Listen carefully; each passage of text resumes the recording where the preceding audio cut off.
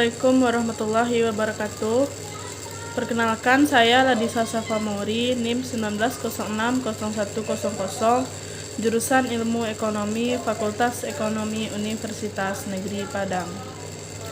Tujuan saya membuat video ini adalah untuk memenuhi tugas mata kuliah Sejarah Pemikiran Ekonomi dengan pengampu Dr. Alphonse Satrianto, SEME.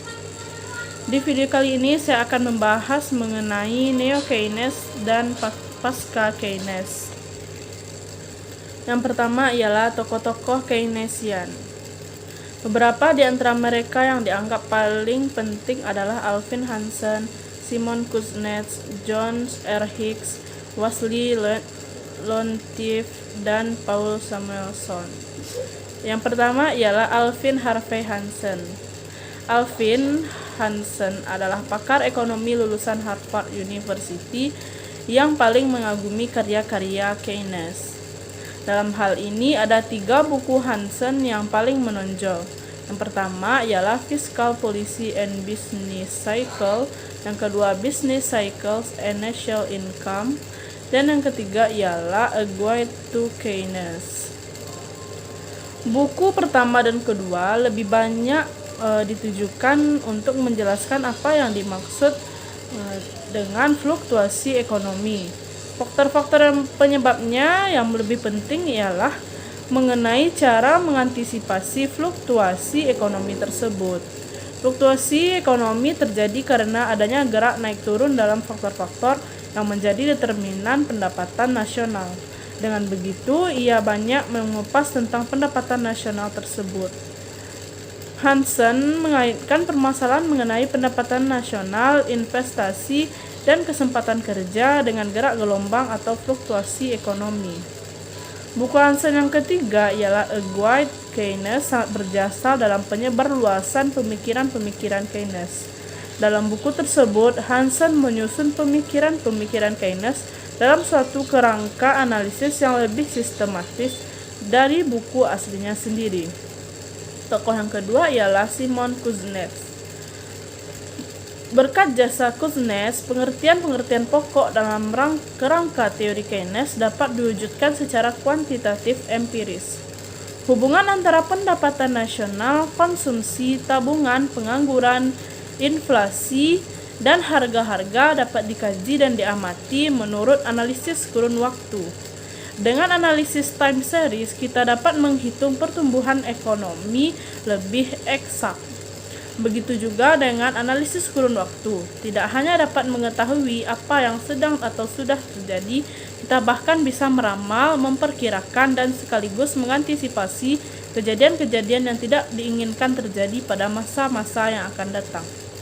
Tokoh ketiga ialah John R. Hicks. Hicks telah ikut berjasa dalam mengembangkan pemikiran-pemikiran Keynes. Salah satu jasanya yang sangat besar ialah kemampuannya dalam merangkai teori-teori ekonomi mikro ke dalam kerangka teori makro Keynes melalui pendekatan matematika. Dalam pembahasannya, Keynesian juga memungkinkan kita untuk mempelajari teori-teori pra-Keynesian secara lebih akurat. Hicks bersama-sama dengan Hansen memperkenalkan analisis kurva ISLM. Analisis ini kemudian menjadi sangat populer di kalangan mahasiswa yang mempelajari ilmu ekonomi makro. Analisis ISLM ini sangat bermanfaat dalam menjelaskan hubungan antara berbagai variabel dalam perekonomian. Dengan analisis ISLM, mahasiswa dapat lebih mudah mengetahui bagaimana terjadinya keseimbangan umum, baik dalam pasar barang atau kurva IS, maupun dalam pasar uang atau kurva LM. Dengan mengetahui hubungan antara suatu variabel dengan variabel lainnya di mana posisi keseimbangan terjadi, para praktisi akan lebih mudah dalam mengambil kebijaksanaan makro. Tokoh keempat ialah Wassily Leontief. Leontief dinilai sangat berjasa dalam mengembangkan sebuah teori yang kemudian ternyata menjadi sangat berguna untuk berbagai analisis ekonomi, yaitu analisis input-output. Keterangan yang lebih lanjut tentang analisis input-output ini dapat diikuti dari bukunya yang disebutkan pertama di atas. Dengan menggunakan analisis input-output yang dikembangkan oleh Leontief tersebut, kegiatan dan keterkaitan antara sektor-sektor ekonomi dan tata susunan ekonomi masyarakat secara menyeluruh dapat dilihat lebih jelas. Menurut Leontief, hubungan dan keterkaitan antara sektor dalam perekonomian dapat digambarkan dalam suatu matriks. Matriks ini pada intinya berisi tabel-tabel tentang faktor-faktor produksi atau input di setiap sektor, tabel-tabel tentang hasil atau output dari masing-masing sektor. Dengan dikembangkannya analisis input-output oleh Leontief, saat ini para ahli ekonomi dapat secara lebih jelas melihat komposisi dan keterkaitan sektor-sektor ekonomi dalam semua sistem-sistem ekonomi, baik yang liberal, etatisme maupun yang menganut sistem ekonomi campuran. Tokoh yang kelima ialah Paul Samuelson. Samuelson juga berjasa dalam menyebarluaskan, mengembangkan lebih jauh mengenai pemikiran-pemikiran Keynes. Dalam hal ini, jasanya sangat besar dalam melakukan kodifikasi pemikiran-pemikiran Keynes. Ia pun melengkapinya dengan pemikiran-pemikiran baru yang lebih luas jangkauannya dengan pendekatan matematika. Dalam Economics, Samuelson secara gamblang memperlihatkan bagaimana perdagangan luar negeri dimasukkan ke dalam kerangka umum teori ekonomi makro.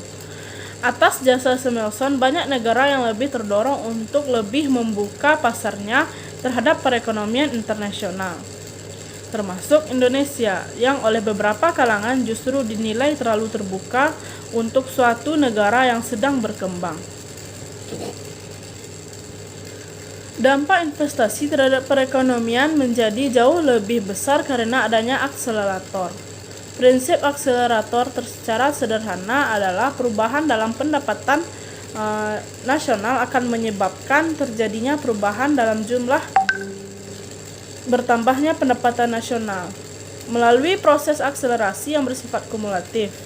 Interaksi antara multiplier dan akselerator akan berdampak terhadap pendapatan nasional menjadi semakin berlipat ganda.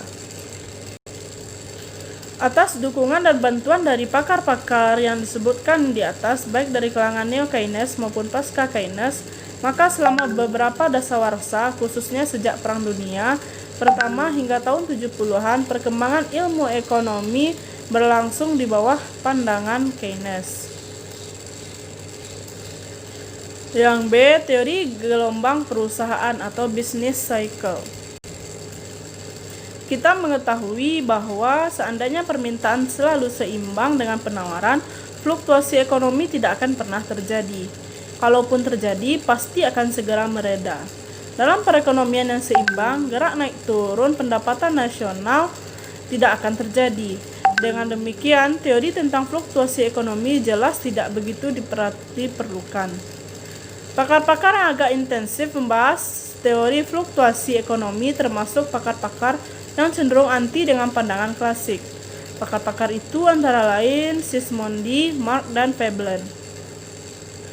Kontribusi Marx yang paling penting dalam pemahaman kita tentang siklus ekonomi adalah kenyataannya tentang dua prinsip. Pertama, fluktuasi ekonomi melekat dalam sistem kapitalis, sebab fluktuasi terjadi karena kekuatan-kekuatan yang ada dalam sistem ekonomi.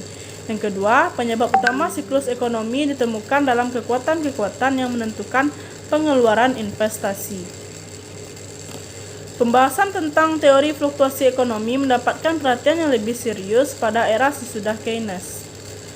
Mereka memerlukan teori yang mampu menjelaskan hal-hal apa yang menyebabkan perekonomian menjauh dari posisi keseimbangan sehingga tidak stabil. Dengan menggunakan peralatan-peralatan yang jauh lebih canggih, mereka kemudian mampu menjelaskan mengapa perekonomian bisa naik turun. Penyebab fluktuasi sebetulnya sangat banyak. Bagi kaum neo-Keynesian, fluktuasi ekonomi terjadi karena dua penyebab utama. Yang pertama ialah terjadinya perubahan-perubahan dalam tingkat investasi dan rendahnya tingkat konsumsi. Yang kedua ialah fluktuasi terjadi karena tidak adanya mekanisme koreksi yang mampu mendorong perekonomian pada kesempatan kerja penuh atau full employment equilibrium. Penyebab utama ketidakseimbangan ini adalah kakunya harga-harga, terutama tingkat upah dalam mekanisme penyesuaian. Yang C. Teori pertumbuhan dan pembangunan. Pakar pertama yang lebih serius dalam mengembangkan teori pertumbuhan adalah Schumpeter. Menurut Schumpeter, pertumbuhan ekonomi akan berkembang pesat dalam lingkungan masyarakat yang menghargai dan merangsang orang untuk menggali penemuan-penemuan baru. Yang paling cocok untuk itu ialah lingkungan masyarakat yang menganut laissez-faire, bukan dalam masyarakat sosialis atau komunis yang cenderung mematikan kreativitas orang-orang. Dalam masyarakat yang menganut mekanisme pasar, insentif bagi penemuan baru lebih tinggi dari insentif yang akan diterima dalam masyarakat sosialis. Perhatian terhadap pertumbuhan dan pembangunan terutama di negara-negara berkembang semakin marak berkat pengaruh ajaran Keynes yang menginginkan campur tangan pemerintah dalam proses pembangunan. Bermodalkan teori-teori dan konsep-konsep yang digagas Keynes, banyak negara berkembang ikut aktif terlibat dalam proses pembangunan. Banyak pakar yakin bahwa negara-negara berkembang bisa maju dengan melalui beberapa tahapan pembangunan ekonomi sesuai dengan teori-teori perencanaan. Salah satu di antara teori pembangunan yang paling terkenal ialah Rostow. Rostow mengatakan bahwa negara-negara berkembang yang ingin maju harus melalui tahap-tahap pembangunan sebagai berikut. Yang pertama, tahap tradisional statis. Yang kedua, tahap transisi atau pra-take-off. Ketiga, tahap lepas landas. Yang keempat, tahap dewasa atau maturing stage. Kemudian yang kelima adalah tahap konsumsi massa atau mass consumption. Kebijakan fiskal versus moneter. Keynes telah berusaha menemukan struktur teoritis yang dapat digunakan untuk memformulasikan kebijaksanaan ekonomi makro untuk menstabilkan perekonomian. Pada periode neo-Keynesian maupun pasca-Keynesian, usaha-usaha tersebut tetap dilanjutkan. Salah satu isu yang diperdebatkan para pakar antara tahun 50-an dan 60-an ialah mana yang lebih efektif, kebijaksanaan fiskal atau kebijaksanaan moneter. Beberapa pakar yang dipimpin oleh Keynes dan diikuti oleh para pendukungnya menganggap kebijaksanaan moneter yang dilakukan dengan memanipulasi jumlah uang beredar tidak efektif dalam usaha menstabilkan perekonomian. Sebaliknya, mereka percaya bahwa kebijaksanaan yang lebih ampuh dalam menstabilkan ekonomi adalah kebijaksanaan fiskal, misalnya dalam menghadapi fluktuasi ekonomi. Kaum neo-Keynesian percaya bahwa banyak faktor yang dapat menyebabkan terjadinya fluktuasi tersebut.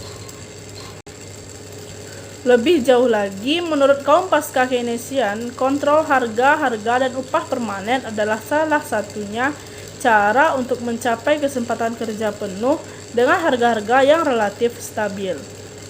Akan tetapi, kebijaksanaan seperti ini oleh beberapa ahli ekonomi kurang disukai. Hal itu disebabkan mengingatkan orang pada sistem perekonomian komando. Pada kesempatan ini perlu ditambahkan bahwa ada 5 hal yang perlu diperhatikan dari pemikiran-pemikiran pasca-Keynesian. Yang pertama, mereka cenderung berpendapat bahwa penyesuaian lebih banyak terjadi lewat penyesuaian kuantitas daripada harga.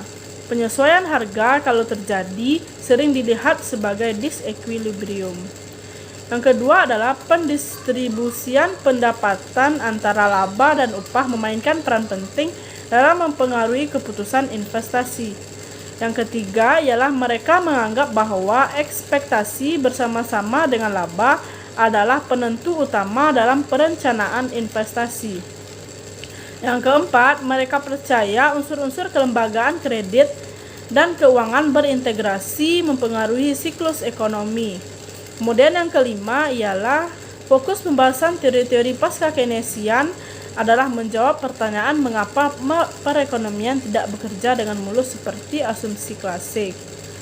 Sebagai catatan terakhir untuk bab ini perlu juga dikemukakan bahwa pemikiran-pemikiran ekonomi pasca-Keynesian lebih berupa kumpulan ide-ide, tetapi tidak diformulasikan secara sistematis. Demikianlah video saya pada kali ini. Assalamualaikum warahmatullahi wabarakatuh.